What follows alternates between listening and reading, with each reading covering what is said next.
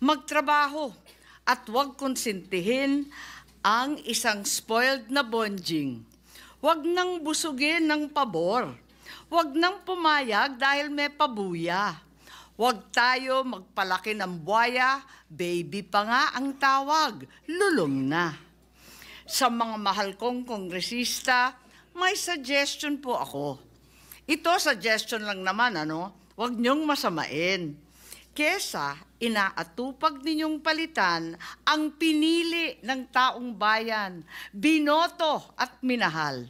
Bakit di nyo nalang palitan ang tao, kayo naman lang ang pumili? Ayaw paawat ng iba sa kaka-flex. Ano kaya kung yung speaker nyo na lang ang paltan nyo?